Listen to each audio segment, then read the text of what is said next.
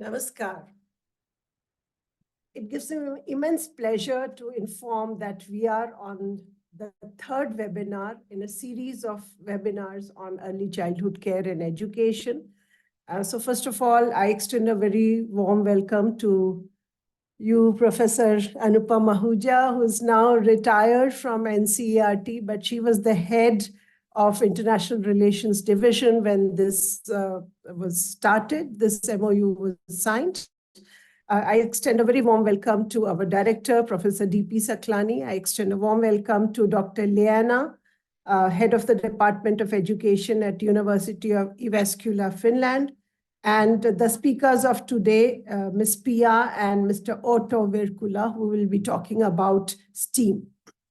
It gives me immense pleasure in welcoming our secretary, Shri Sanjay Kumarji, Department of School Education and Literacy, Ministry of Education, all senior officials of the Ministry of Education, heads of autonomous institution under the Department of School Education and Literacy, joint directors, deans, principals of RIEs, heads of the Department of NCERT, faculty members of NCERT, SPDs, SCRT directors, DIET principals, CRC, BRCs, teachers, teacher educators, policy planners, administrators, parents and students in India as well as in Finland.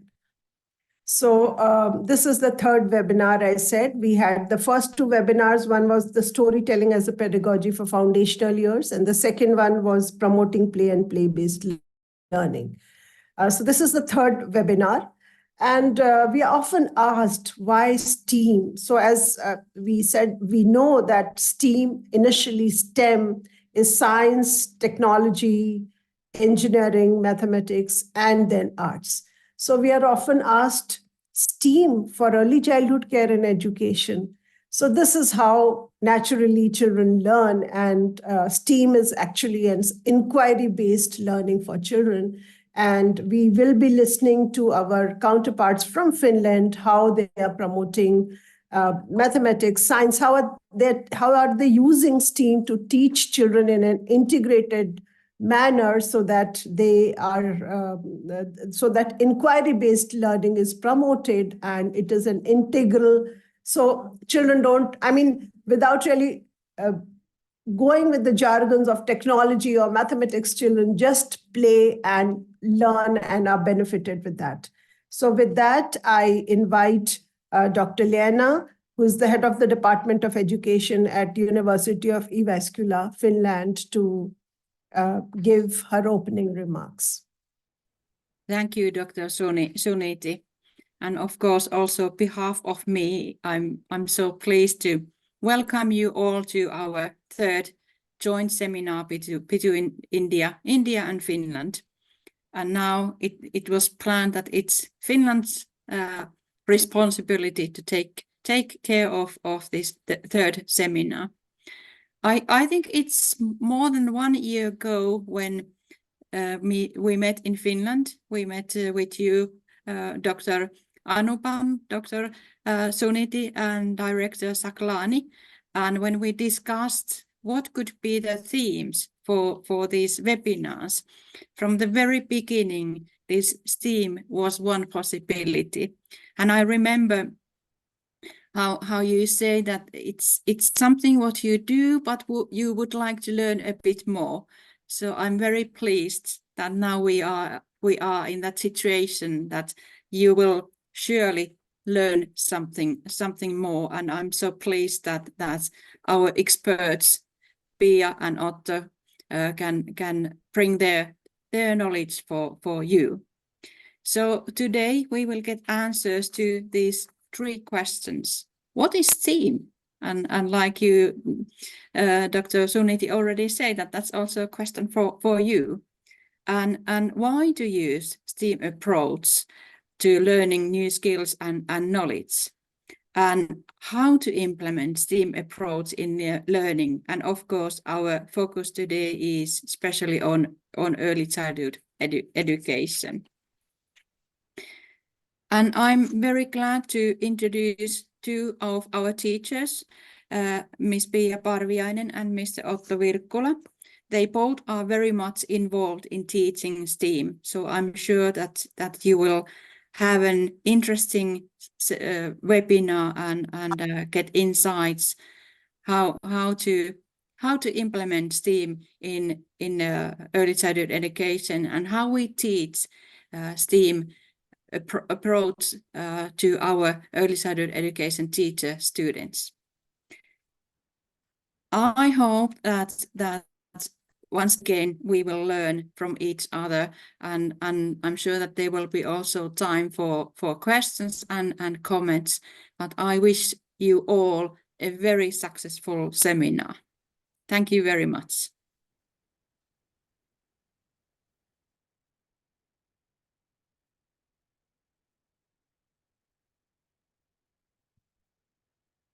Thank you, Dr. Leena.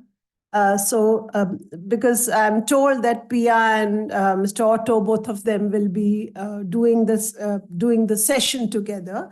So I would like to introduce both the speakers of today.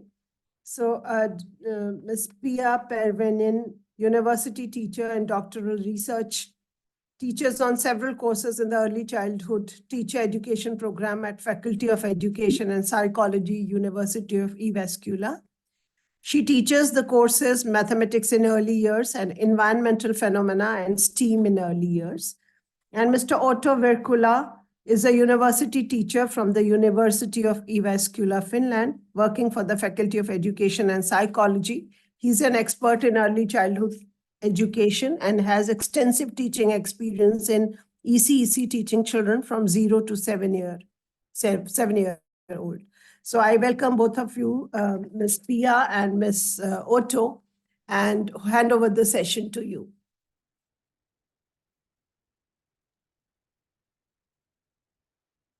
Thank you. Thank you, Dr. Suniti, and it is our big pleasure to be here with you today. And like Dr. Suniti already mentioned, that we will be presenting the topic together. And we also teach the topic together in our early childhood teacher education program. So we find it natural to share the responsibilities and be here also together. Yeah. Thank you, Piia. And maybe we start with our presentation. I will share it for you now.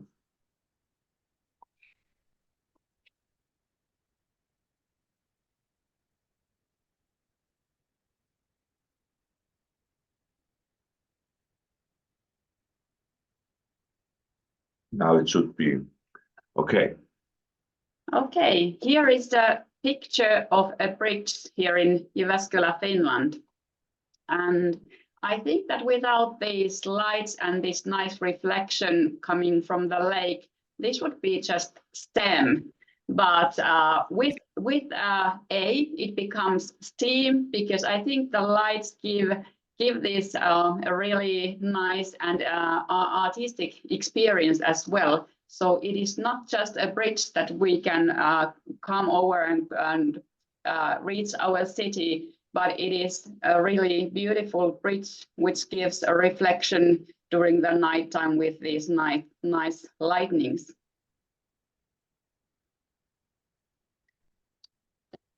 So Dr. Leena already mentioned that we have 3 topics today. So we will discuss about what is STEAM. Also, we will explain to you what's the difference between STEM and STEAM and why we prefer STEAM.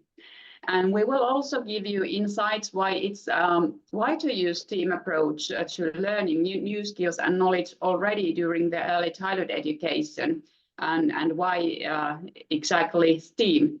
And we will also give you some practical examples how you could implement STEAM approach in learning during the foundational years. But let's start with a topic, what is STEAM? Yes, thank you, Piia. And I will start in this topic. And I would like to welcome everybody for my behalf to join us. And I must say, I'm already a little bit sad because the winter is going to be over in Finland now, and there's kind of warm weather in the middle of the March. But the weather observation are the steam, and that spring is good point to observe weather. So what is steam? I will start to explaining this concept. We have this S, steam, science. Then we have T in technology, and in technology we like to think it's really big subject. Of course, digital technology, but also the tools. I draw the hammer in this picture because I love these primitive tools and how to understand technology. And we have E, engineering, and this M, mathematics. Now we have STEM. This is a well-known concept all over the world, but maybe somewhere in 90s in the United States, the George Jackman started to promoting and add the A in STEAM. Now we have arts included. And why we have this A and arts inside the STEM? We are often asked why we have STEAM, because people early childhood teachers in early childhood educations, they are often asked us that we have already done this, but did they know they have done this? No.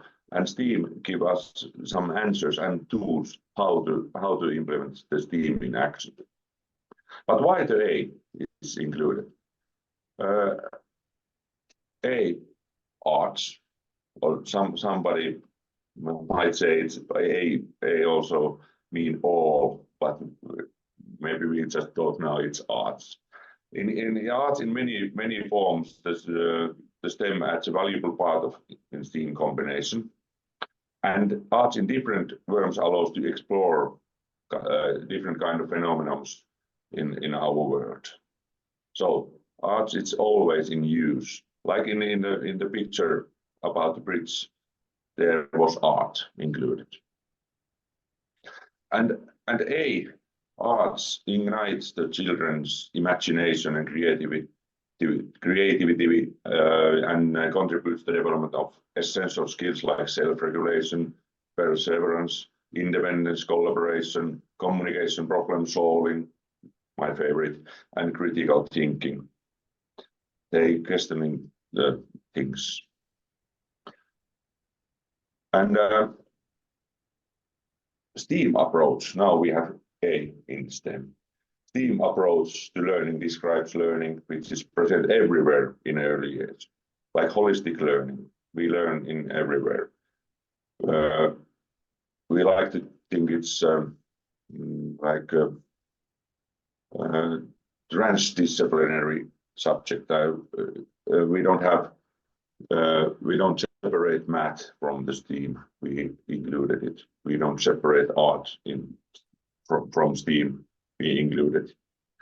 So in STEAM approach, learning is ongoing and builds crucial skills for life.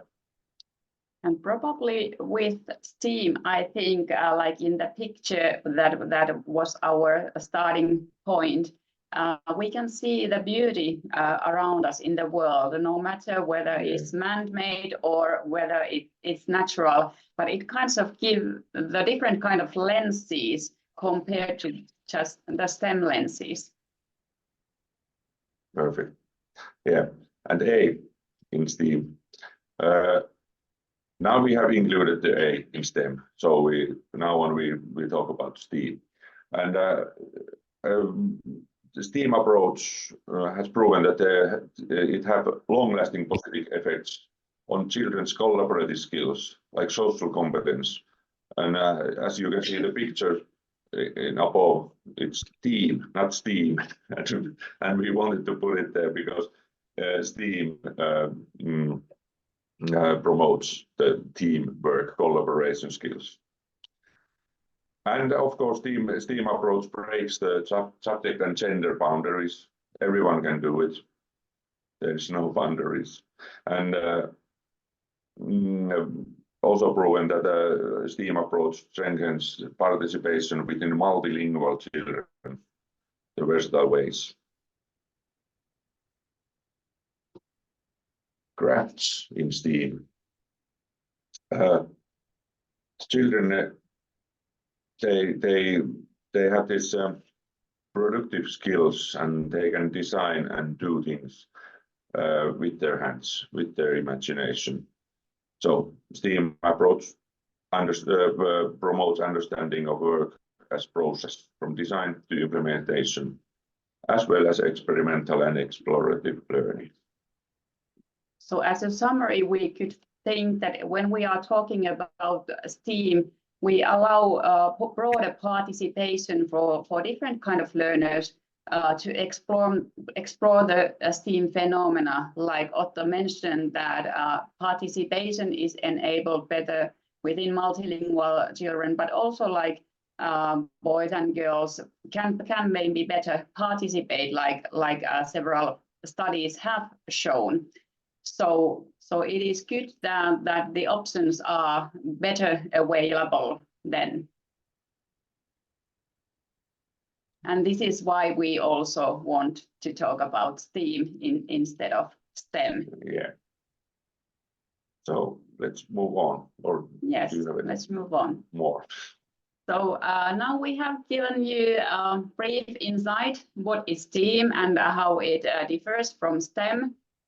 And then we will move forward to give some insights why to use STEAM approach in learning to new skills and knowledge. Maybe some research evidence also were available, but now a bit more about this topic. So we could think that STEAM skills are actually citizenship skills. It means that everyone in the society needs the ability to question the reality. We need skills to make critical decisions, and we also need to impact to problems of the society by being creative, curious, investigative, and critical. And we understand that when we use all these STEAM letters, we can in the very best way contribute to our society and to the global world and the topics we face together, no matter where we live. But how do we then gain these important citizenship skills so that we can survive in our lives, but that also we can invent new technologies or other things we need in our society? Everything begins with personal importance. Something needs to be meaningful for me. It needs to be meaningful for yourself. So some STEAM interests need to be there so that you will get connected to the problems, and those might be also positive problems that you see around you. So you start to explore things, you start to wonder, why does these things work as they do, or what should I do to get things work better in my life? It can be a teeny tiny daily thing you come to face. Maybe you need to open a bottle without having the tools that someone invented for you to use, and then still you need to know and you need to get the bottle open to drink the water. So you need to invent something so that you aren't thirsty anymore. Some sort of personal importance, some sort of personal interest and meaning for you. And when you face these kind of meaningful things around you that are related to these STEAM topics, and you see that, okay, I can solve these problems that came in front of me, and I managed. So then this personal importance gives you STEAM citizenship skills and also may guide the children towards professional choices. And this is important way, as we know that we need also people who invent new technologies, new solutions, sustainable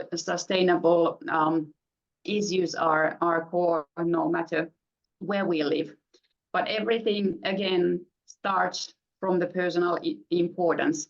When you are interested in STEAM topics, and when we include all these letters, more professional choices and opportunities are available, no matter the gender you have, no matter the linguistic background you have. And that's why it's important that we use STEAM so that it is more inclusive. Then we can provide better opportunities for professional choices for all the children we work with. And then we come to the third part, which is societal importance. Then we can innovate, we can create innovations, we can contribute to well-being and safety in our society and the world around us. But everything started from your personal STEAM interest. That's why we also in Finland have just recently published the STEM strategy and action plan. And if you pay attention closely, you don't see the A there, but still we prefer to add the A part because of the research evidence that it enables better participation for different kind of learners. But this is maybe related to PISA results as well. We know that in Finland, the PISA results regarding natural sciences and mathematics has decreased. So that is why the strategy has been originally invented. But we can still talk about STEAM. What this personal and societal importance could then mean? Maybe you have played as a child with a toy windmill. You have been exploring how it acts when you run around, and you have been playing. This has been pure play for you, exploring how the toy you have, how it what it does. So it has had personal importance for you. Maybe you have explored different kind of toy windmills, the one with 4 wings maybe, and the one with more wings, like you can see in the picture below the upper one. So you can then maybe have been explored that what are the differences with these toy mills, what are the similarities, do they behave same way, or do they behave differently when you run around? And then from these personal importances, this pure play you have enjoyed as being a child, and hopefully you as an educator enable the children to explore. The inventions, societal importance. Someone invented windmill to be used to get flour. We have invented windmills so that we can produce wind energy, to produce electricity these days. So there are many kinds of ways how we have learned to use wind forces, and from children's perspective, it's been play. And also these adults who have created these great inventions, maybe they remember also the ways they've been wandering the world when they were children, and they have also needed the creative skills, like was mentioned, that creativity is needed when the inventions take place around us. This is a good example how the arts and engineering get together. Yes. So why STEAM during foundational stage? The ever-changing world and work, the necessary skills now and in the future, like mentioned. The citizenship skills, I think, is quite clear now for all of us. And also based on studies, it has been shown that STEAM activities in early childhood education have a positive effect on child school success as well. So in addition that we can manage in our daily life, this kind of activities also help children to learn at school. So we shouldn't wait until they go to school, but we really should start to do a lot of things, play-based things with children already during the foundational years. So creativity and curiosity, like in the previous examples, those encourage the child to think outside the box and solve the real world problems or challenges. Those also strengthen their cooperation skills and self-activity. They can do small researchers together, being a real researchers. Then they can also learn a lot of things. They will learn a lot of things. Peer learning takes place. Instead of learning things alone, you can learn things with your fellows. And those will naturally promote your cooperation and collaboration skills. Enthusiasm, fun, and imagination, and I think these are essential parts. And when we are talking about play, it should be filled with fun, it should be filled with imagination. Then the learning becomes meaningful, and it also promotes learners' active agency and their self-efficacy. A little bit more research, why STEAM?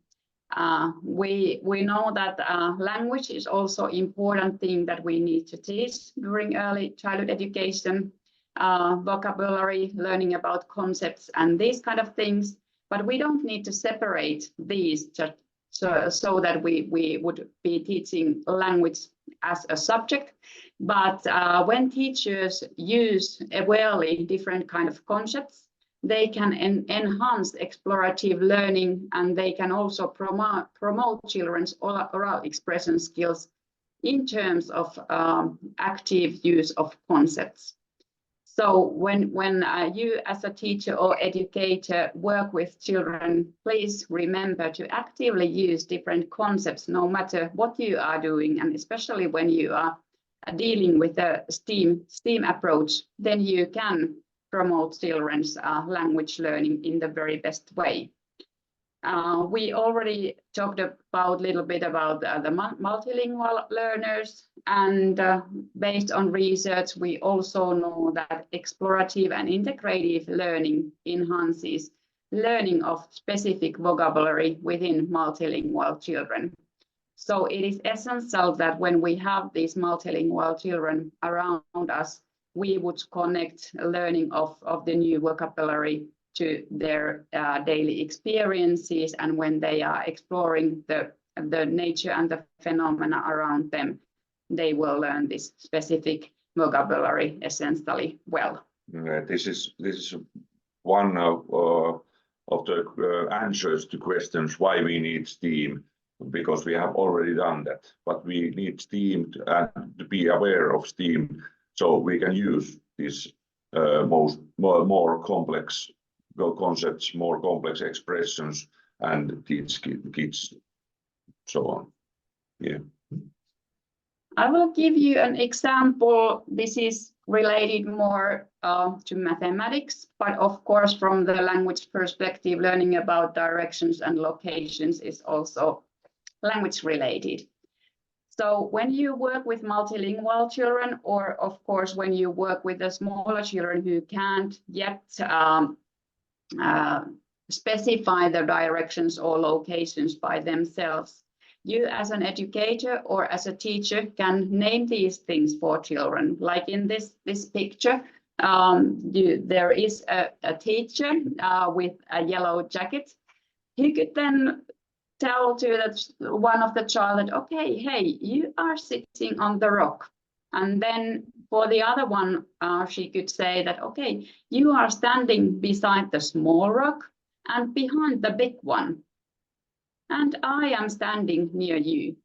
So concepts become familiar for the children through teachers' talk. So the teacher helps to name these directions and locations, and these are immediately connected to children's experiences, instead of sitting in the classroom and trying to say which is big and which is small, then these are connected and become real in daily experiences.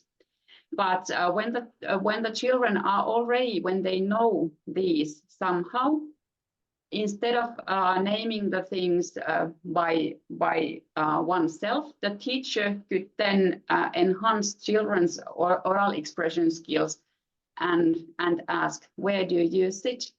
So then the child would need to name and say that I am sitting on the rock.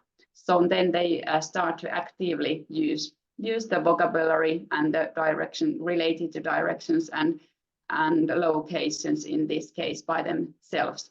So there are different ways how the teachers can enhance children's vocabulary and learning science and STEAM related specific concepts and also, like I said, that in this case maybe more related to mathematics.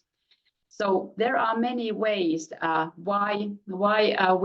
many explanations why STEAM is essential part or in early childhood education connected to children's life as such, but then also thinking about the future needs of our societies. It all starts from learning during early years.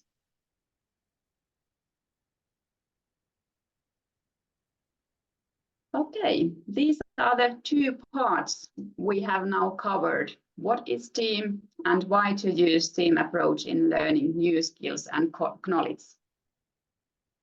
Some examples already given that how to implement, but now we will move forward to this third topic, that how to actually implement STEAM approach in learning.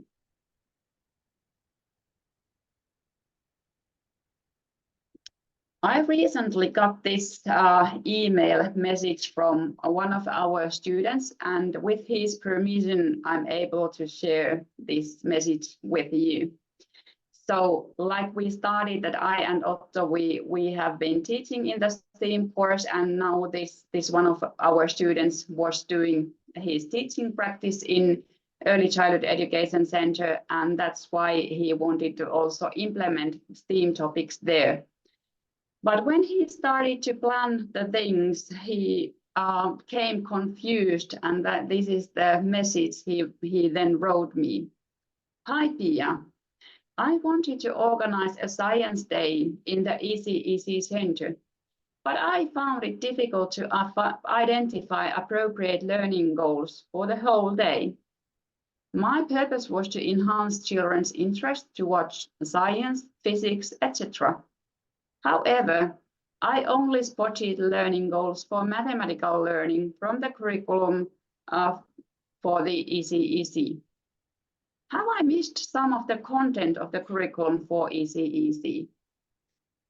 I don't know if you have faced the similar kind of problems, but in many countries, we don't see STEAM as a topic or as a subject in our early years curricula. That is the case in Finland, and that is the case in many countries. However, as the idea in STEAM is to integrate different topics, several ECEC curricula gives us kind of plenty of tools how this integration could be done. We just need to explore a bit how do we actually find the STEAM from the curricula content.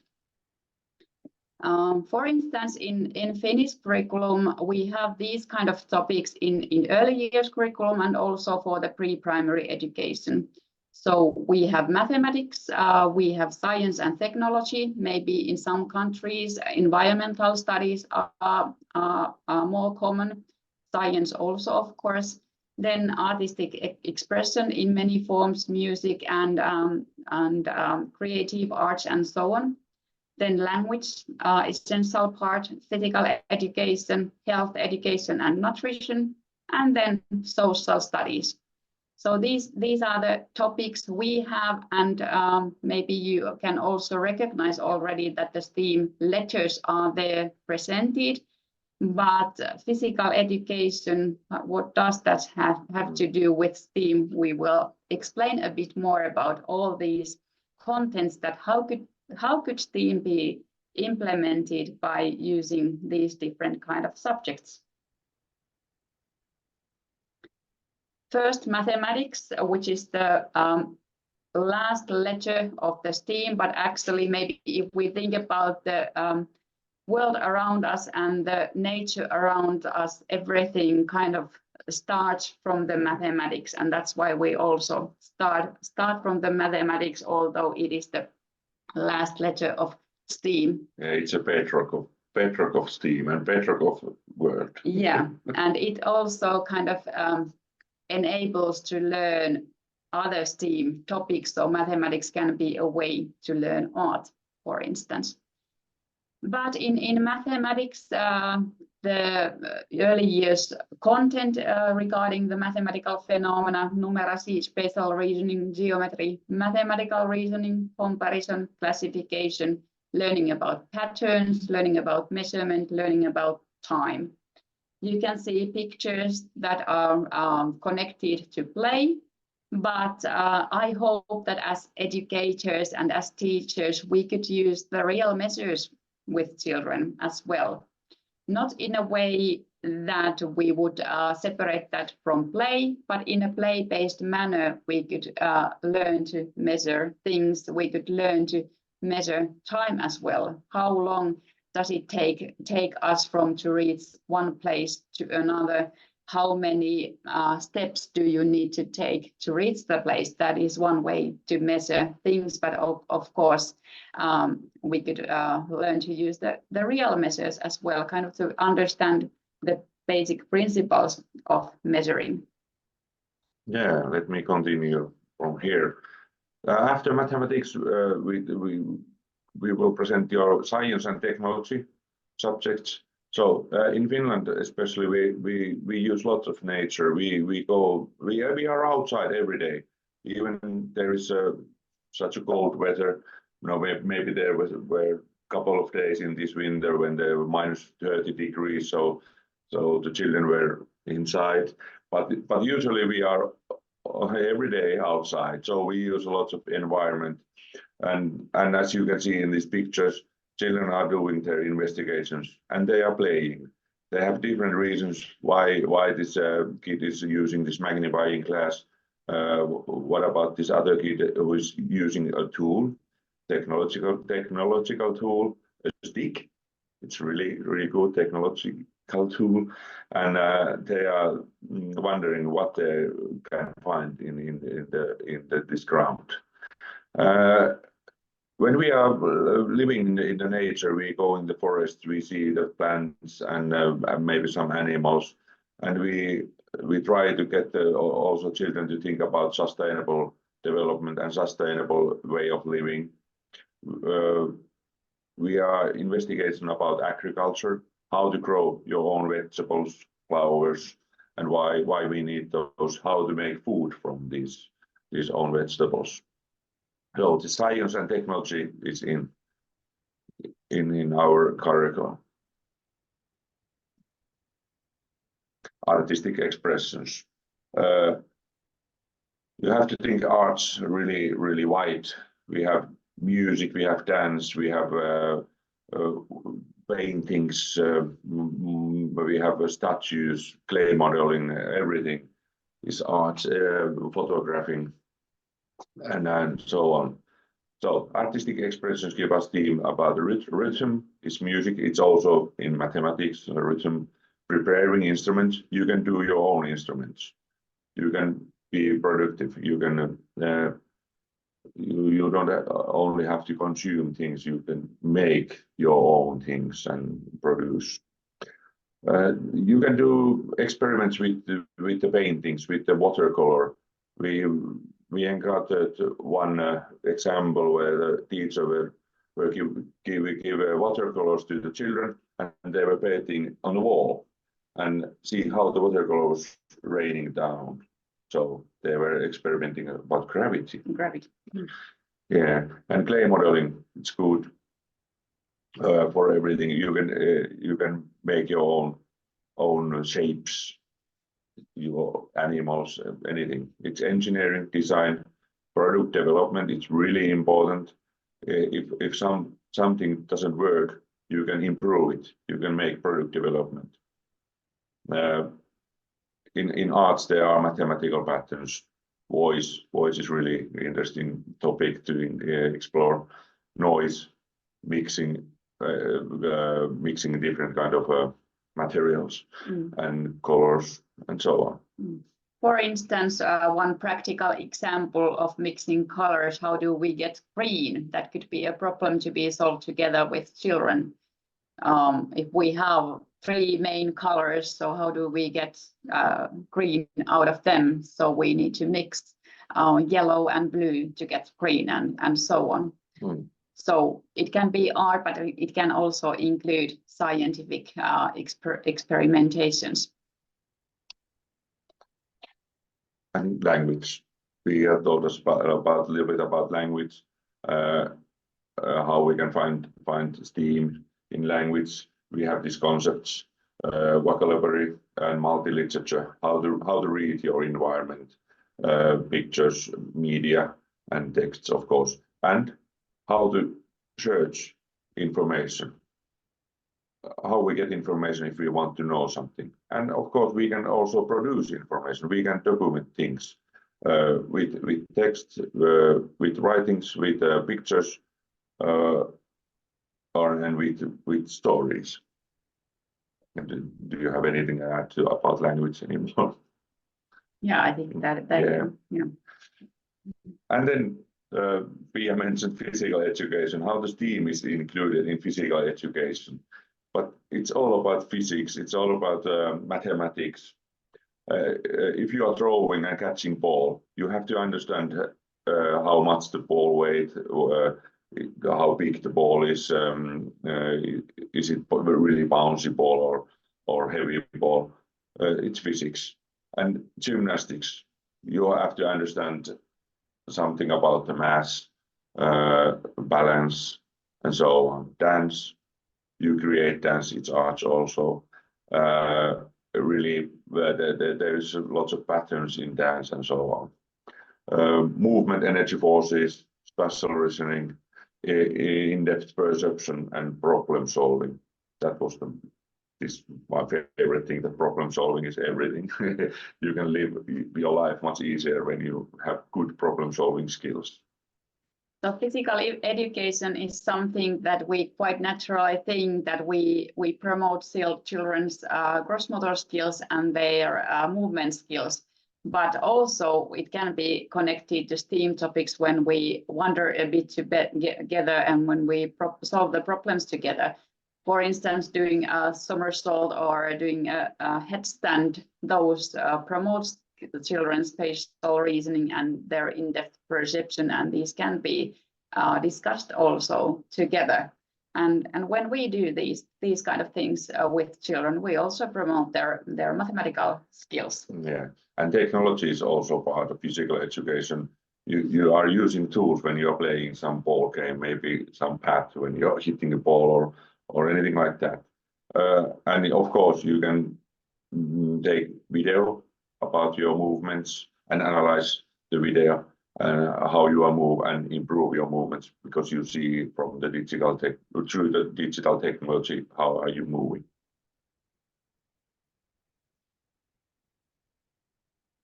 Health education and nutrition, you can see technological tool there when we are making a duff and when we are preparing some cookies, maybe. Mixing here as well, when we mix the ingredients, when we are preparing maybe cookie duff or we are preparing food for ourselves, we need to use our counting skills and we need to know why we add 2x instead of 5x to the recipe. And we also need to read the recipe. Maybe we don't need to read as such, but if you have pictures, you can use the pictorial reading to understand that what the recipe is about and what is the order when you put the ingredients in.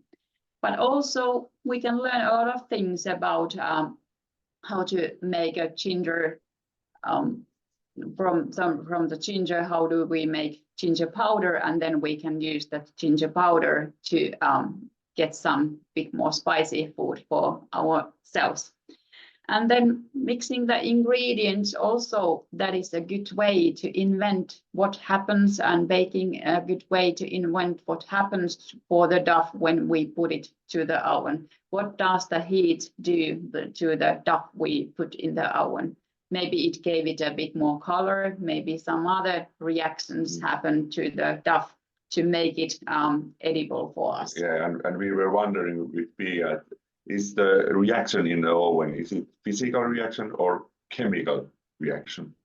That's the question for you. Yes. To solve. Yes, and if you don't know it by yourself, you can also explore it with children, and that is also a critical and important thing to keep in mind in STEAM, that don't be hesitant to explore the things with children, even though you don't know the answers yet by yourself, but you can find the answers together with children.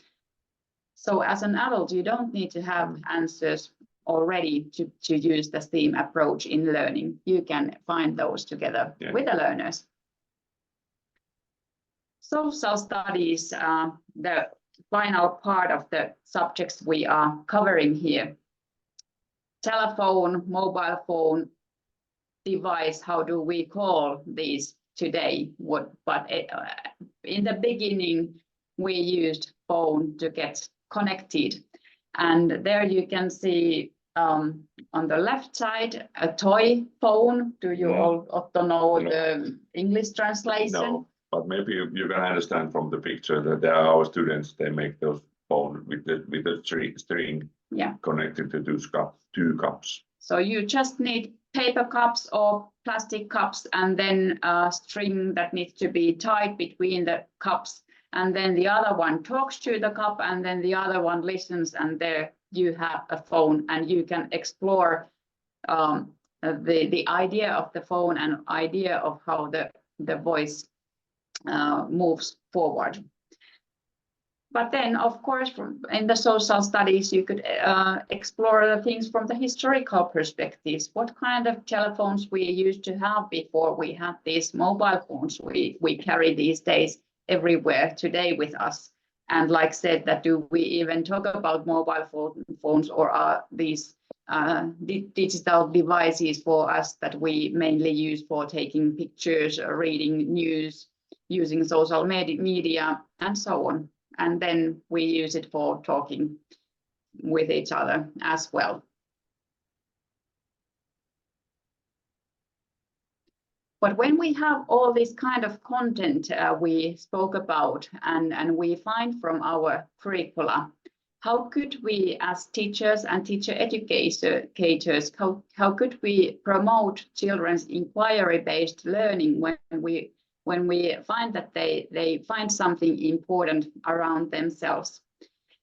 So this inquiry-based learning, which is adapted from Pedagogy and Company, it starts always with orientation. As an adult, of course, also you need to observe what the children are interested in, to see their children's orientation, what they are interested in. Then you can start to promote their ability to conceptualize these things. You can promote their investigation skills.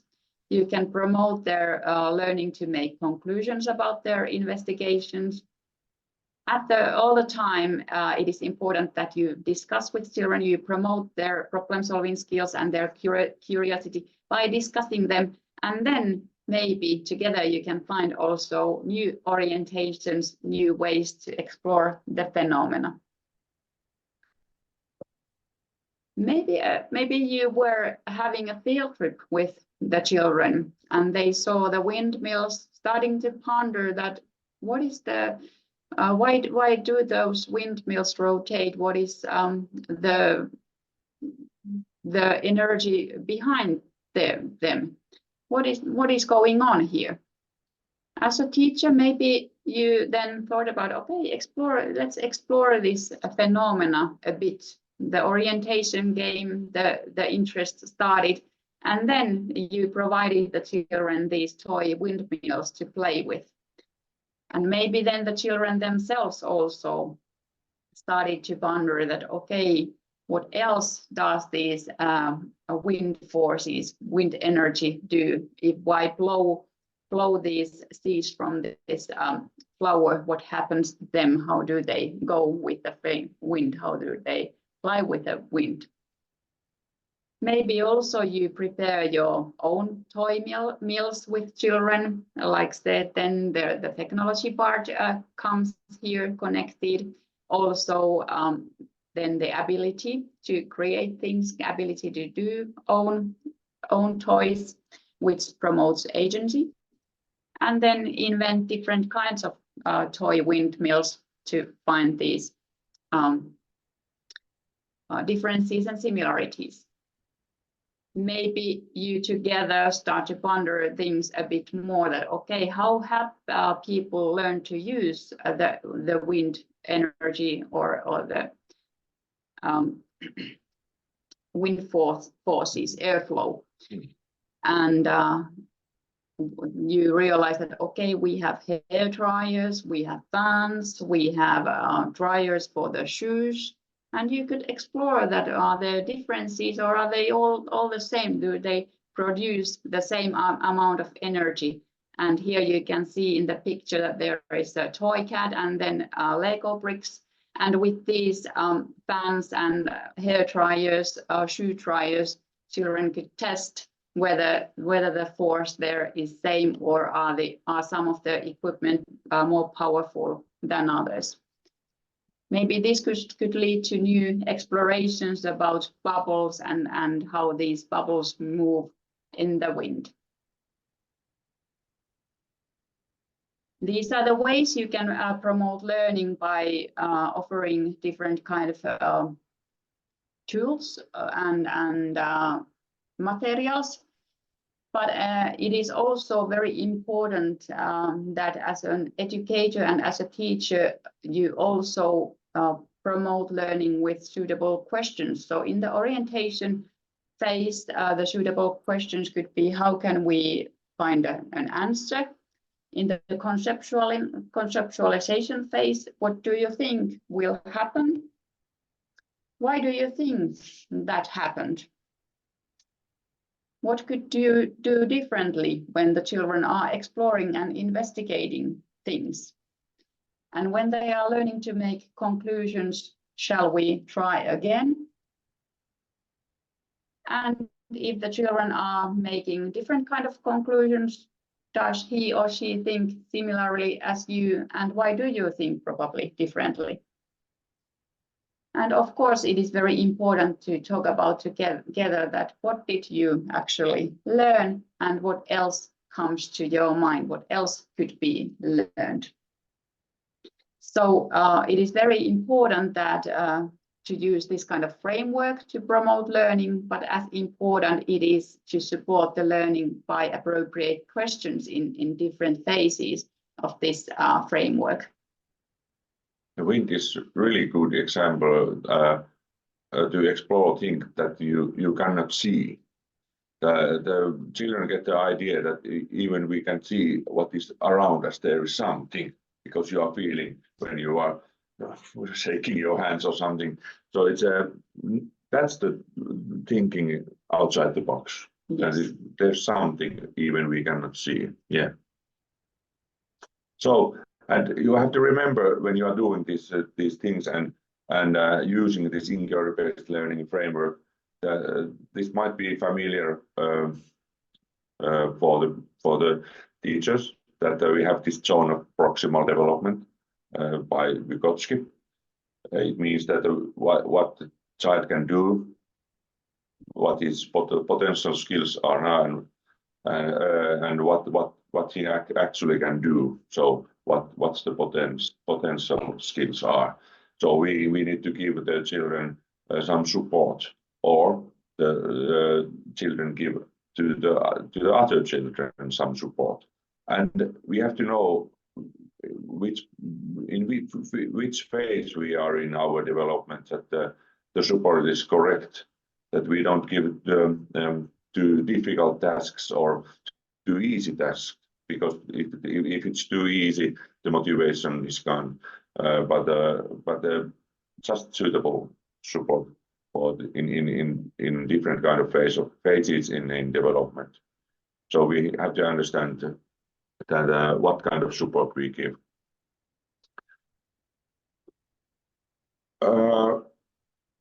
Now we have some practical examples how to use this everything we have presented in this part of our presentation, and I have one example how to document actions with children when you are doing inquiry-based learning, and this example is trip to the big hill or high hill, and the children were on a day trip. It was a winter, and they climbed to the high hill near the ECEC center.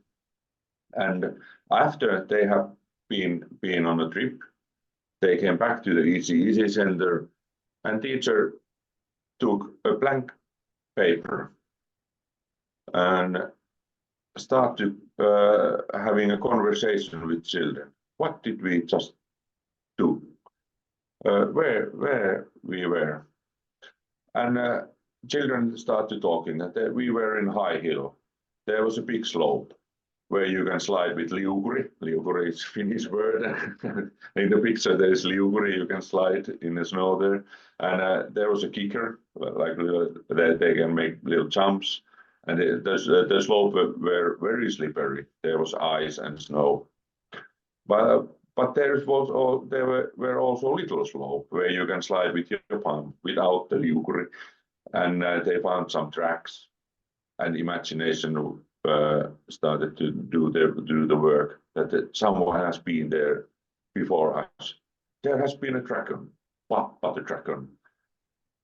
And they met people and dog called Lotta. They saw lots of traffic. The airplane was flying over, and they see a red flag behind the building. They hear some sounds, and one of them was like an airplane. They found a wooden stick. They were wondering what the birds are eating in the winter, because there are no insects and seeds visible. How long trees they saw there. And in the big hill there is a water tower, and with the clock they were wondering what it is, and does it really contains water?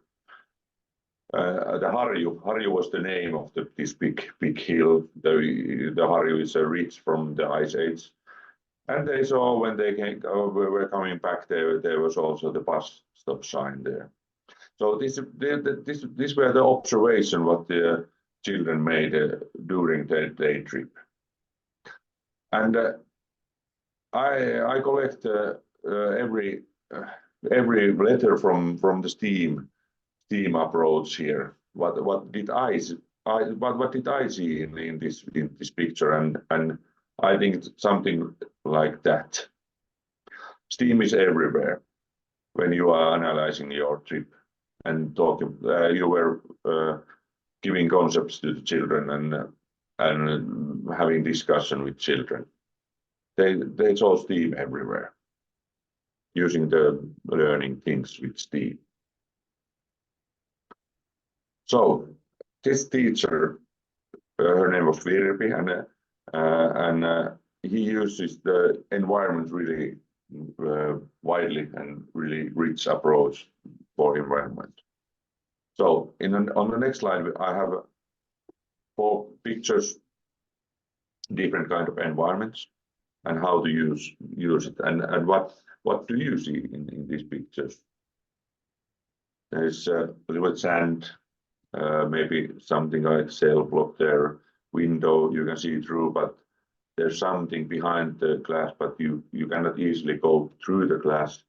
And then there's in the upper corner, there's a nice picture with the forest and the buildings, and there's also maybe some boats and factories and so on. So different kind of environment. And now I challenge you to think what kind of environment you live now, what kind of learning environment you have in your maybe in your easy center or at your home, maybe. What kind of environment you have lived your life. And there's this four squares, and as you can see, there's in the upper there's the number of actualized affordances. What we can offer to children, how we can see the affordances in our environment. And on the left side, there is a degree of independent mobility, how we can move in our environment. Maybe your environment, maybe your learning environment is like cell. The child's movement is restricted and prevented, and thus the affordances are missed. So we don't see any opportunities to use these affordances. Or we are not aware of affordances. We don't see it. We don't understand how to use our environment. And the motivation to move and explore decreases. There are many limitations. You cannot do that, you cannot do that, you cannot go there, you cannot climb there or something like that. So the degree of independent mobility is low and the number of actualized affordances are low. Then we have this glass house, the window. You see many kind of affordances, but they are not utilized.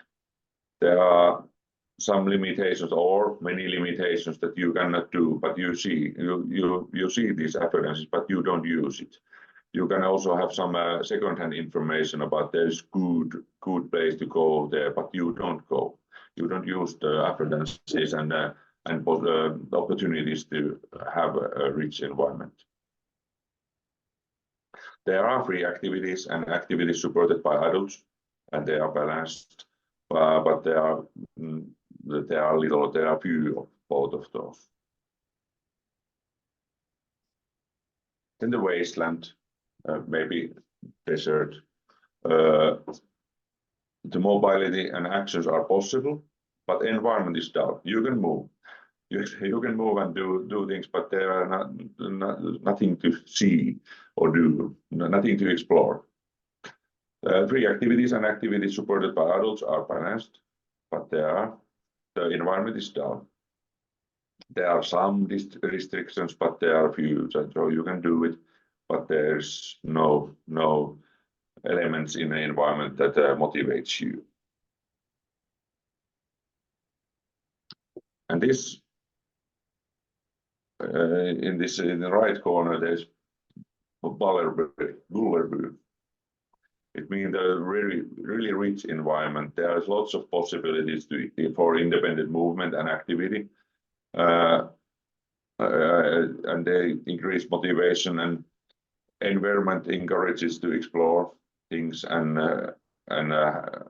use your imagination here. There are lots of affordances. Free activities and activities supported by adults are balanced, and there are lots of activities. There are limitations, there are boundaries what children can do, but there are few, and they are perusteltu. Why they explain to children why there are restrictions, why there are limitations. Maybe safety is one issue. I had an interesting conversation with this table, and one teacher said that, yeah, but we need all of those environments. Sometimes we need to have a wasteland. We don't always have to be so active. We sometimes need some space without any activities. We need to sometimes dullness. And maybe cell is also needed when you are going to some party or some really big event with where you need some code how to do things. So there's lots of limitations, but action might be kind of fun still. But yeah, you can now think about what kind of learning environment you are living, what kind of learning environment you have constructed. And now I give one example. You can make your own assumptions for what kind of environment I think that the next example is. But there was a hedge in the easy center yard. And here comes the children. And they asked, or said, or they see this hedge and then, wow, that water push and right in our yard. And awful lot of berries. Let's play with them. And here comes the adults. And he or she said, hey, get out of the berries, your clothes getting dirty. But then the adult started to think, wait a moment. The children found something interesting, which clearly inspires them to act and maybe explore. Could this be used somehow? Maybe some pedagogical solution. And the adults made this happen. They start to find information with children. Let's find out which bush is in our yard. Science, technology, they're using digital technology and books to find what kind of berries there are in our yard. Could the berries be eaten or could they be made into juice or jam? Science, technology, engineering. And they decided to make juice and jam. But how many berries must be collected for juice or jam? Science, mathematics. What else is needed to make them? What ingredients? What tools we need when we are making jam or juice? Science, technology, engineering. And of course, I had to mention in this point, they found out that the berries are eatable. They are not poisonous. They were choke berries or aronia berries. And how much juice or jam do we get? And what do we do with them? Science, mathematics, technology. Could it be advertised and sold? We have so much juice and jam. Can it be sold or given to the families or neighbors? Mathematics, arts. This was a really nice example how the teacher uses this environment, affordances from environment to make really interesting experiment and included all the STEAM letters here and lots of more around the STEAM. So this is a summary about this happening, choose from the nature. It was a nice project. I am a little bit envy them that they invented that and start to doing this project. So berry was growing near easy center yard. Children were playing with berries, aronia berries, and it caused a mess and clothes were ruined. How to solve this problem without losing the interest to research these berries? They keep on playing, but encourage the children to ask questions about berries. So kind of positive approach. Science, can you choose from the berries? Engineering, technology, what we need besides berries to do juice? Other ingredients, what kind of tools we need? Mathematics, how much berries we need to do juice? And arts, included society, can we sell it? Can we advertise? So there's some this business thinking also included in this experiment. This is a really nice example of using the curriculum in a broad sense. So several subjects we explained earlier that are written in the curriculum were integrated in this exploration and in this very project actually. So Otto mentioned that the STEAM lectures are here involved, but of course, like social studies were presented in many ways, preparing the juice, preparing the jam, and also organizing the food market, selling the juice and the jam and so on.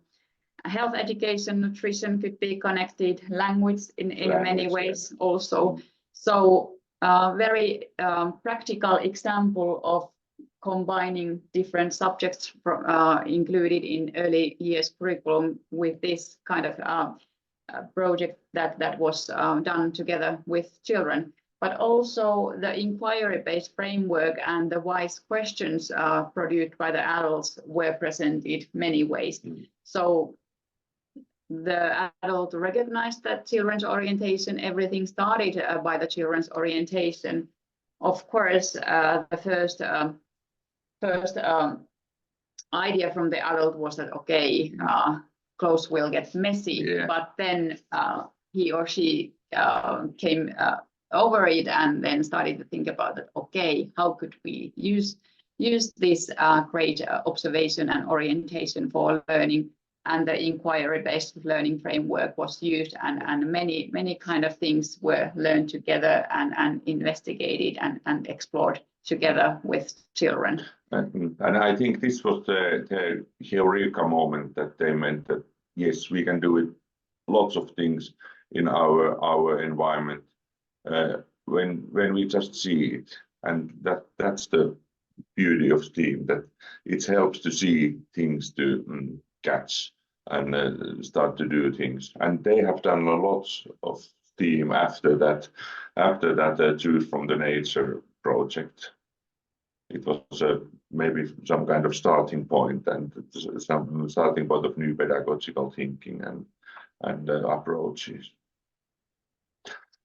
So if we go back to this table for everyone, there's some questions in these bubbles that you should think and to do your easy learning environment now, and think about these four affordances. How would you develop your own easy learning environment based on the identified affordances in your environment? Do you see your own environment in this picture? What tools can you provide for children play that support exploratory activities and inquiry-based learning? And the tools, of course, don't need to be very expensive ones. Those can be anything that can be found from the surrounding and from the easy center. Maybe old spoons or something else you don't use anymore can be very good tools for children to explore the surrounding. Yeah, like the wooden sticks. Yeah. I've seen lots of places that say that you cannot bring the wooden sticks inside because they're going to be mess. But why not? Why just if you organize it differently, if you don't like mess, but you don't have to make restrictions that you cannot bring your wooden sticks inside. Maybe you have some another solution for this, so that you don't lose your motivation. And maybe different kind of pipes and glasses, everything. To just by being creative, you can find the tools that could be used maybe for something else than those were invented in the very beginning. Yeah. You need only one piece of paper and you can do a paper airplane, like we did yesterday in one seminar. And what limitations of independent movement and activities do you recognize in your easy learning environment? And how could they be removed? This is for us something to think about. What we could do, why we have these some kind of restrictions and limitations. And how could you use the inquiry-based framework presented earlier and supportive questions to promote children's inquiry-based learning in your easy learning environment? You should take this this slide and take your time and think about this thing. What kind of learning environment we have and why we have this kind of learning environment. And we definitely hope that you will find ways to use the curriculum you are using with the children in a way that you could be inventive, you could encourage children to explore the phenomena they are living in and the things they are wondering every day when they come to your center, when they come to see you. Maybe when they were coming to the center, they saw something that was very exciting, and these are the things that could be then discussed together. And then finding your way as an educator or as a teacher to promote children's curiosity towards the learning and towards the world. And then thinking about that, hey, how could I promote their learning by providing them tools to play with, to explore with, and then promoting with appropriate questions, being age appropriate, and remembering the age group you are working with, so that the things you would be exploring with children are not too challenging, but are not too easy on the other hand. And the different individuals you are having in your group, maybe the ones with multilingual background, how to support their learning in the very best way, the genders you are having there, and all kinds of children you work with. Yeah, nice summary. Thank you, Piia. And here are our references, what we used in this presentation. We thank you for your interest. And we hope that we gave you a lot of thinking during this afternoon, and a lot of maybe new ideas how to use STEAM approach in your learning environment with the children you are working with. And we hope that these are the topics that you also talk with your colleagues, so that you can also work as a team like we work here as a team, so that you don't need to be alone with these topics, but maybe invent some new ways to teach in early childhood education when you are inventing and exploring STEAM topics as with your colleagues and with the children. So thank you. Thank you.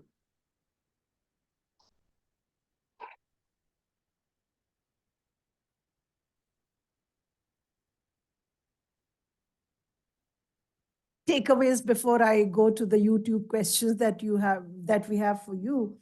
I think what we learned is, if you design age-appropriate experiences for children, everything is STEAM. I mean, Professor Ahuja and I were discussing what is not STEAM. So I think that was one takeaway, that it is all encompassing: social science, health. I mean, of course, 5 streams you already spelled out. And I think another takeaway is when we give experiences to children, even when we don't specify that it is mathematics or science or this or that or engineering, but just the experiences, it is all integrated. I mean, for the sake of saying, you did in that berries example that you quoted, you showed that how it has art, it has mathematics, it has science, it is engineering, but we need not really, always, I mean, it is an integrated experience in itself. So it is an integrated kind of learning that is being promoted through these STEAM experiences. So just my takeaways. So you have. I couldn't agree with you more, Suniti. And it was really a joy. Our takeaways have been big. We are sure that the viewers' takeaways have been equally important. It was a pleasure listening to Piia and Otto. And also we felt for some time we were in Finland. We were with your children, And the berries. And the berries that we enjoyed every day for breakfast when we were there in the morning. It does tell us very clearly, as Professor Suniti just said, that a teacher feels she can also think out of the box with the children. And I think that was a big takeaway, that we don't have to make teaching and learning very, in tight corners, systematic, time-bound, in the classroom only, and making children learn the 3 hours before they have actually explored the world around them. So the teacher is the boss is a label that often a teacher carries in the classroom. I think what you demonstrated very clearly today was that every child also needs to carry the same label, that I am the boss. And when every child is the boss, and so is the teacher, it becomes a very powerful learning environment where every child is able to say what he or she wants to say, talks about his or her experiences linked with his home environment. And I was left thinking when Mika Thirunen, the counselor of the Finland embassy, when we were working on the MOU, he said, sometimes when I read the Finnish national policy, I have to pinch myself. Am I reading the Indian education policy? Because there are so many similarities. And that came through again. I was thinking of his statement, the way you're organizing things and the way you expressed your thoughts. Our teachers have a lot to take away from what was shared in the hour and a half. I'm sure they're going to reflect on the experiences, and we are soon going to have many children going to the bush and plucking the berries and making the jams and making their bread and thinking why, as you said, not 2 eggs, and why can we not add 5 eggs, or vice versa. So let them explore, let them be, let them have fun. And it is not only the children's prerogative to have fun. We adults can also enjoy education with them. And just like children look at each day as different, so can our teachers look at each day as different as they listen to their children, observe them, plan with them. And the idea that it doesn't cost too much. No and low cost material can be a very important source of learning. So you can just take children for a walk around the ECC center, collect things, and we can start learning and talking about STEAM and the approach. And that is a very powerful takeaway indeed. We were having a very important conversation going on with teachers. And one teacher asked, interesting, what is not STEAM? So we were wondering if you would like to take that as what is not STEAM, and I think that says a lot too. That is the one thing I have wondered too. What is not STEAM? Because I see STEAM in everywhere. I love to think the learning is holistic. So that's why I like STEAM, because you can use it in every part of your life and learning experience. So I cannot answer what is not STEAM. Can you? Yeah, that is a good question. Thank you. Maybe just kind of the first thing that came to my mind, what is not STEAM, is that if you just focus on one area and you are very strict on what you are doing and quite maybe narrow-minded, thinking about through just one subject only, so then that wouldn't be STEAM.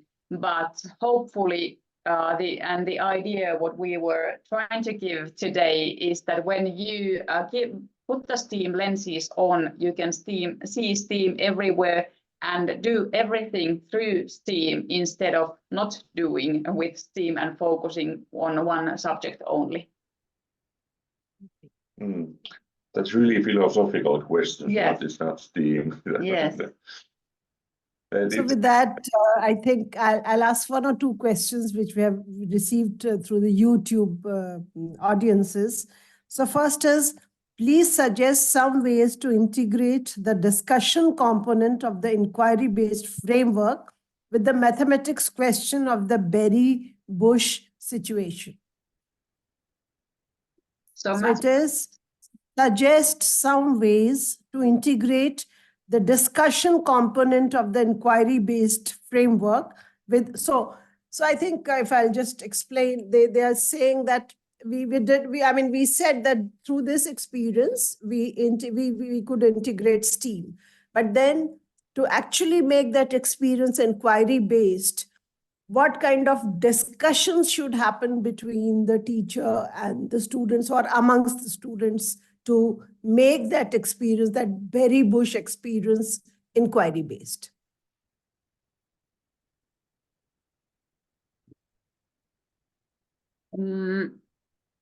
So if I understood correctly, and I don't know if we should put the slideshow still on, but there were some questions, maybe those were quite quickly went through. Let me try to find those again. So the questions that the adults were asking were that how much juice and jam do we get? And what do we do with them? So instead of giving the answers for the children, these were the questions that the adults were asking from the children. Could it be advertised and sold? And how many berries must be collected for juice or jam? And what else is needed to make juice, or what else is needed to make jam? Maybe then the children produce the answers that, okay, we need sugar as well, and what else they have seen that is needed to make juice, maybe some water, and then we need the heater to prepare the juice. And what, like there is the question that what tools also are needed. And then does something else comes to your mind? No, I just can show this slide where there are these questions in our summary. So the teachers actually weren't giving the answers for the children, but they were exploring the topics and together, and these were examples of the questions that they were asking the children, kind of to enhance the children's problem solving skills, and then to explore and find the answers together. And mathematical parts, I think, were here also included in when they prepared the food markets. So then when they started to sell the jam and the juice, of course, they had to decide that how much does each jam can cost, or if you buy a bottle of the juice, how much does it cost? And when the parents actually came to buy the jam and the juice, then they were dealing with real money. So instead of using the play money, they were dealing with the real money, and then learning how to use money. And then of course counting experiences were connected to this food market experience. Did we answer to question, or should we try to? Yeah, I think. Yeah. I think that answers the question. Yeah. So we go to the next question, which is, how can teachers balance structured learning and open-ended exploration within STEAM approach? How can teachers balance structured learning and open-ended exploration within STEAM approach? Yeah, nice, really nice question, and that is also one thing I have wondered. What is structured activities and what is free activity? How do I can also make plans to give children opportunities to have these free activities. So is it free activity, or is it for my planning? That maybe it's something related to these affordances that we don't always have to be in charge. We just have to rely on what the children can do by themselves, but we give them the place, the environment, the tools to do it, to make arrangement that the environment is good for free activities.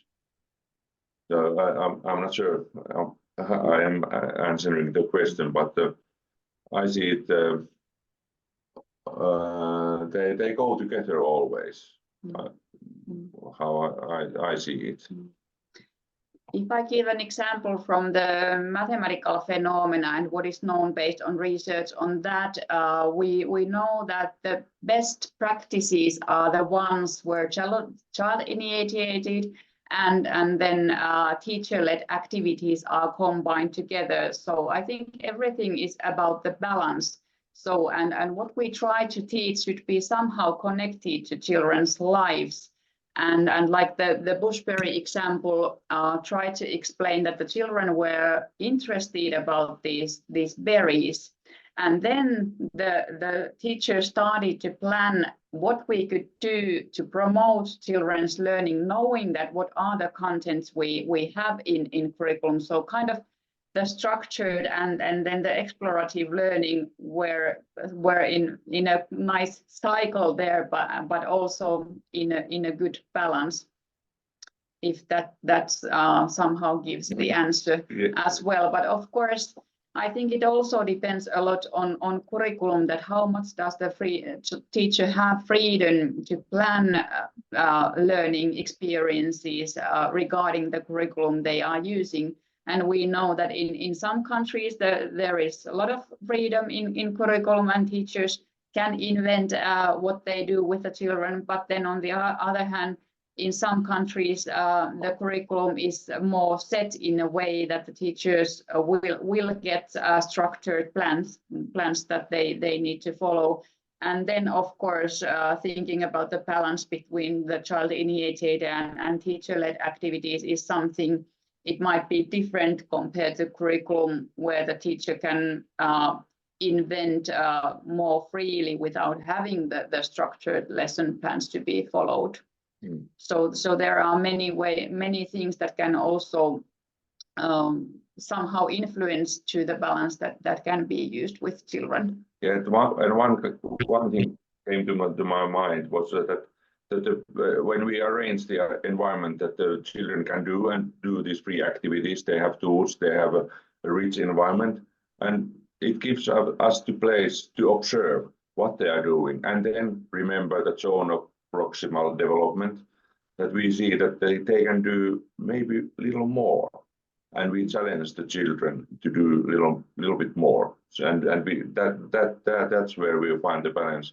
They are doing free activities, and we find what they are interested in and what they can do already, but how we can challenge them to do a little bit more and learn.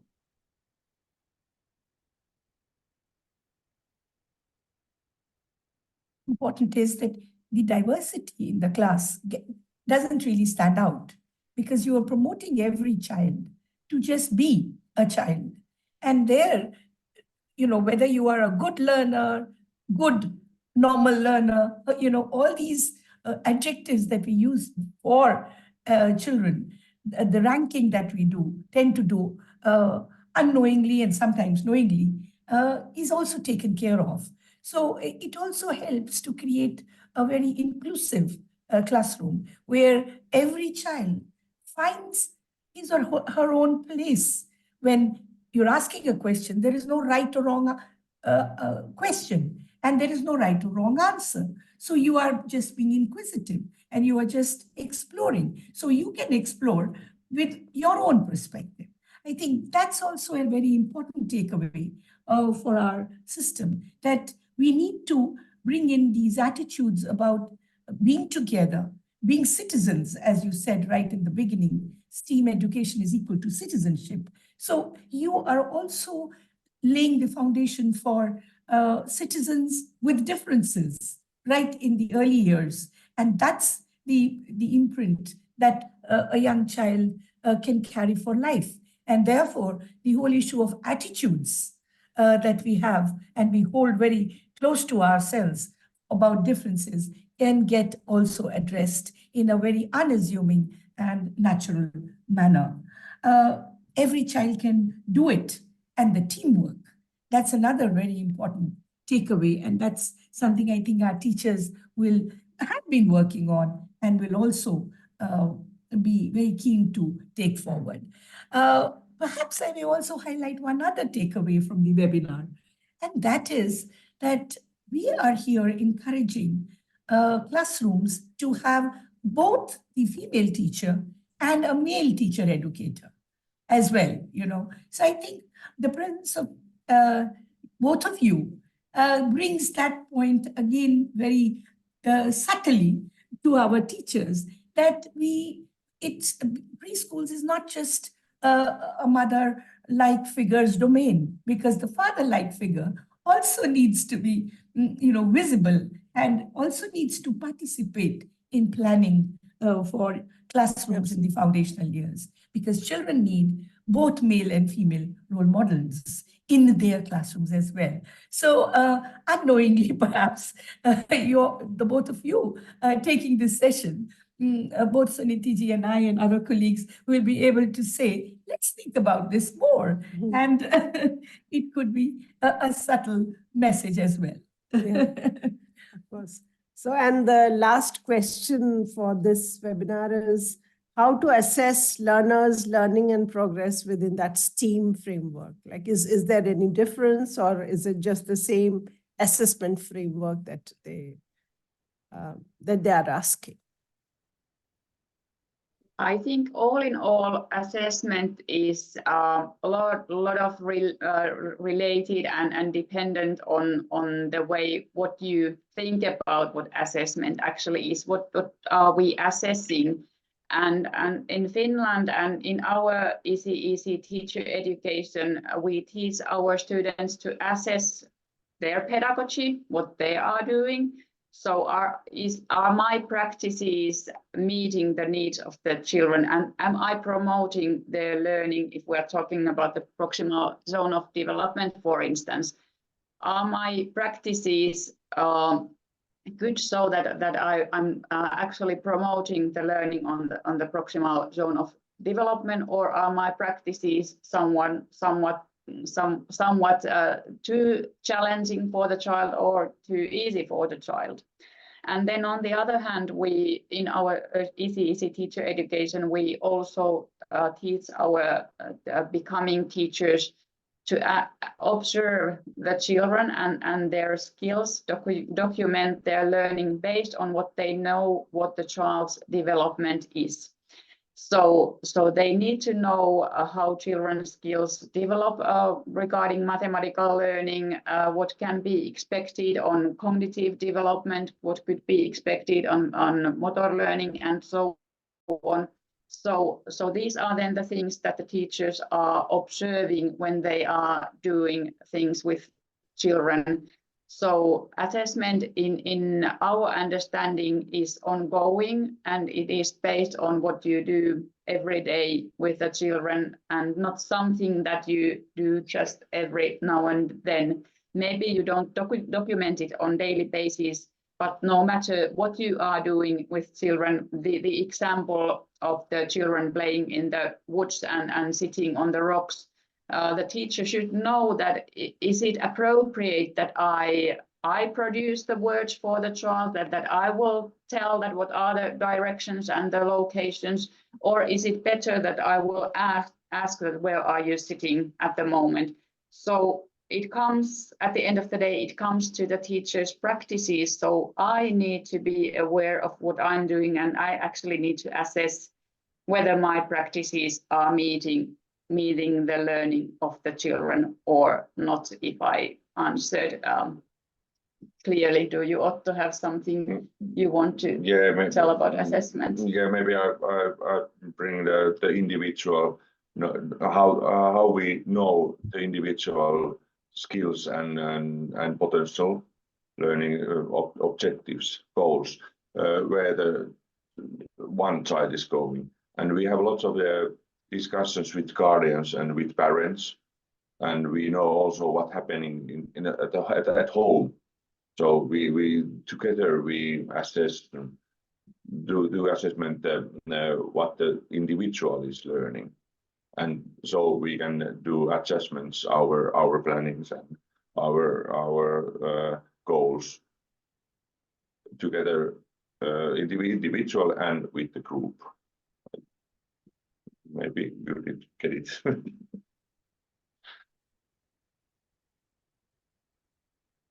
So actually questions have started pouring in. This is, can you please suggest some STEAM activities which can be conducted in ECC centers in urban settings? So, we have this typical problem that we don't have bushes, we don't have, like, urban cities may not be safe for the children to even go out. So in such circumstances, what kind of STEAM activities can be done by teachers in the classroom is what the question is. Of course, I think now we should know a bit more how the indoor environment looks like, that we don't know how the classrooms look like and what are the tools that are available in the classroom. But like Otto mentioned, that a piece of paper can be an airplane when it's folded, and then depending on the tools that are available and the materials that are available in the classrooms, many kinds of things can be done there as well. If there are building blocks, for instance, maybe houses could be prepared, those could be drawn as well to learn about 3- and 2-dimensionality, learn about arts, and maybe use even watercolors to do different kind of buildings and so on. So depending on the materials that are available indoors, of course, plenty of things can be done indoors as well.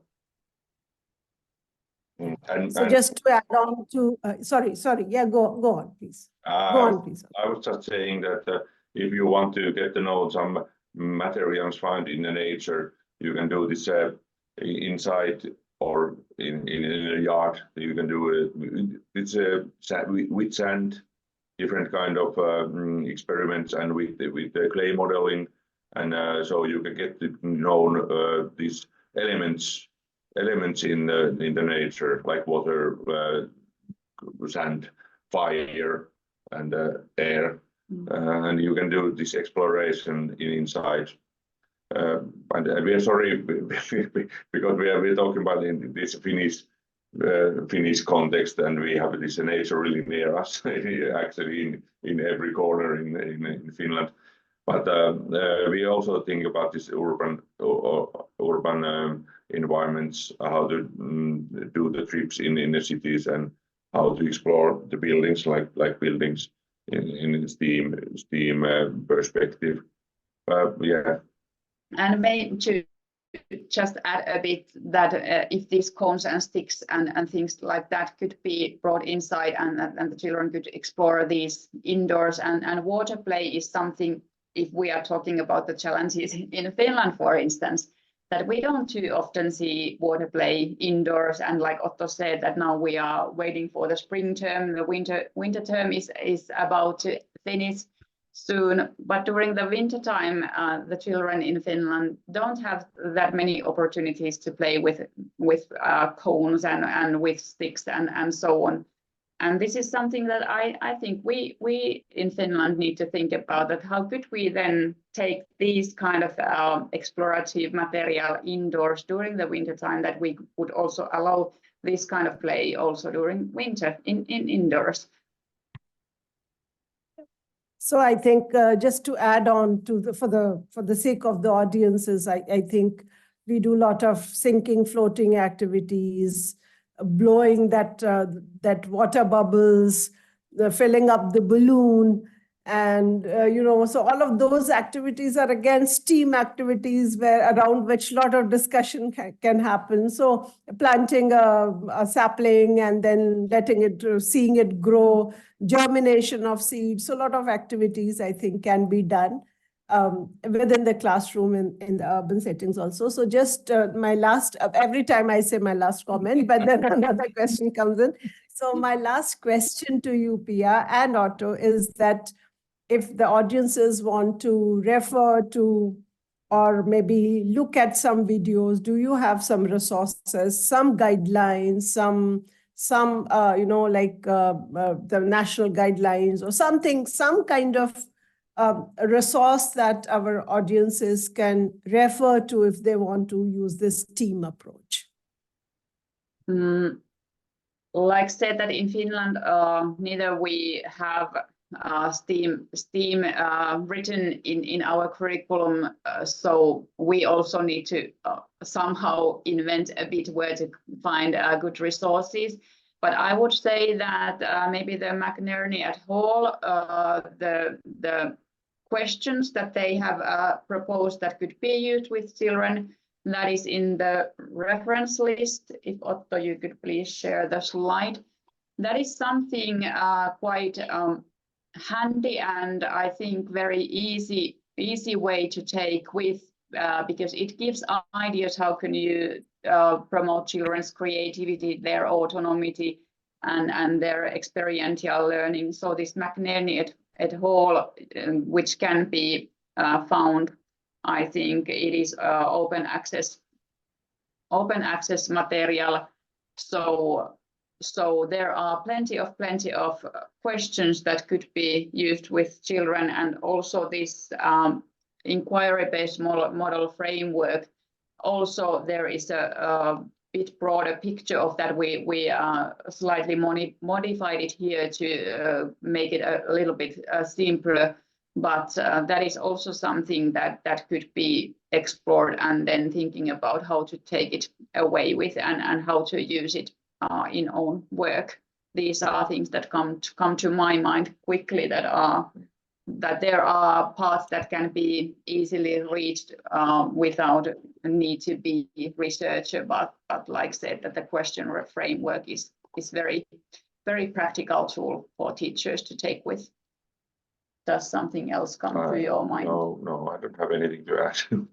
Okay. Thank you. So now I go to you, Professor Ahuja, for giving your final remarks. We can go on as we have demonstrated for a long time, but I will try to conclude in the next minute or so and say that the 3 webinars have been really very powerful learning experiences for both of us. And the MOUs becoming real through these webinars. You know, it's getting translated into action. And we are going to use these clippings from the presentations in training programs to continue to think together. And we will share with you our learnings from what we get from the diversity that exists in our country. And I'm sure we will be enriching each other because our teachers have been using STEAM without really giving it the label sometimes, you know, of understanding that this is the STEAM approach, but they've been practicing it for many, many years unknowingly. And today's discussion puts a label on and an authenticity on what they're doing. So we are very happy to have this interaction going, and we hope to continue seeing how the MOU unfolds further and brings the 2 countries, of course, closer, children closer to each other, teachers closer to each other, and improving good citizens in this world, torn currently with war and a lot of inequality. There's lots to look forward to by all of us. And thank you very much for the ease with which we planned these 3 webinars. It was really a joy to be part of it. And Professor Suniti took the blunt of all the organization. And big thank you to both Leena and Suniti ji for bringing this together for all of us. So a pleasure, and bye-bye till we meet again. So thank you, Professor Ahuja. So I think I start with thanking Piia and Otto for this wonderful session. Thank you to you, Professor Ahuja, for always being here and be a part of these webinars. I thank the director, and I thank everybody who has tuned in and who are with us for this webinar. Namaskar.